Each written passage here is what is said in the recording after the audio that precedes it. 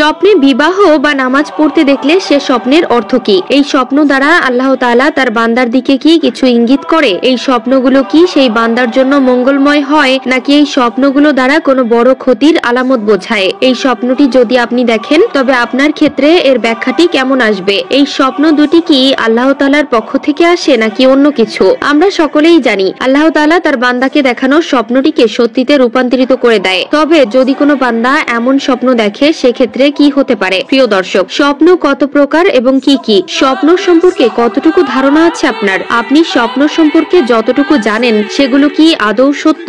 একবার মিলিয়ে নিন। আপনার পরিবারের মধ্যে যে কেউ এই স্বপ্নটি দেখে থাকেন তবে ভবিষ্যতে আপনিও তার ব্যাখ্যা করতে পারবেন। কাজেই ভিডিওটি সম্পূর্ণ দেখুন, তাহলেই জানতে পারবেন স্বপ্ন সম্পর্কিত এসব গুরুত্বপূর্ণ তথ্য। প্রিয় দর্শক, যদিও আমরা জানি স্বপ্ন হলো ঘুমের ঘোরে মানুষের অবচেতন মনের চিন্তা ভাবনা, কিন্তু অনেক সময় স্বপ্ন আমাদেরকে ভবিষ্যতের কিছু নিশানা বলে দেয় বলে ধারণা করা হয়। মূলত স্বপ্নকে আরবি ভাষায় বলা হয় রিয়া। আসলেও স্বপ্নের কোনো বাস্তবিক ব্যাখ্যা আছে কি? হযরত আবু হুরায়রা রাদিয়াল্লাহু তাআলা আনহু থেকে বর্ণিত যে রাসূলুল্লাহ সাল্লাল্লাহু আলাইহি ওয়াসাল্লাম বলেছেন, স্বপ্ন হলো 3 প্রকার। এর মধ্যে প্রথম প্রকার হলো ভালো স্বপ্ন, যা আল্লাহ তাআলার হতে সুসংবাদ স্বরূপ, যাকে আরবিতে আল রুইয়া বলে অভিহিত করা হয়। দ্বিতীয় প্রকার স্বপ্নটি হলো সেই স্বপ্ন যেটা শয়তানের নিকট হতে মুমিনের জন্য দুশ্চিন্তা স্বরূপ, এবং এই স্বপ্নটিকে আরবিতে রুইয়ায়ে শয়তানি বলা হয়। এবং তৃতীয় প্রকার স্বপ্ন হলো যা আমরা আমাদের মনে দৈনন্দিন চিন্তা ভাবনা করে থাকি, সেটির একটি অংশ, যাকে আরবিতে হুলুম বলা হয়।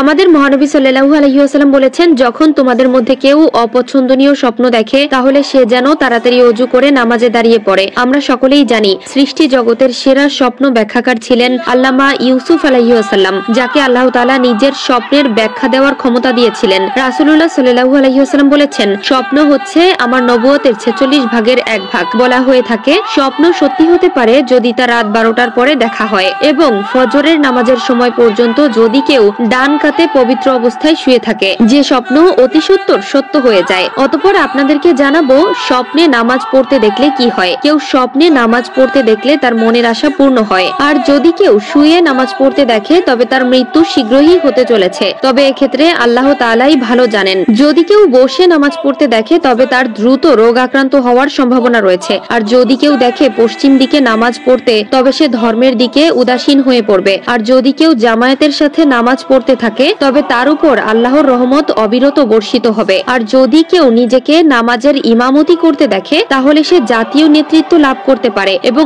ভালো মানের একজন নেতা হতে পারে, কারণ ইমাম হলো সমাজের সময়ের নেতা। কেউ বিনা ওযুতে নামাজ পড়তে দেখলে তার রোগ আক্রান্ত হওয়ার সম্ভাবনা রয়েছে। আর যদি কেউ স্বপ্নে কোনো নারীকে বিয়ে করতে দেখে তাহলে সে শীঘ্রই ধন সম্পত্তির মালিক হতে পারে। তবে উপরের স্বপ্নগুলো দেখলে এসবই যে ঘটতে পারে এ ব্যাপারে একেবারে নিশ্চিত হয়ে বলা যাচ্ছে না। আলেম ও বিজ্ঞজনেরা কোরআন সুন্নাহর বিশ্লেষণ করে খুয়াবনামা গ্রন্থে এই স্বপ্নগুলো বিশ্লেষণ করেছেন, যেগুলো আজ আপনাদের সামনে তুলে ধরলাম।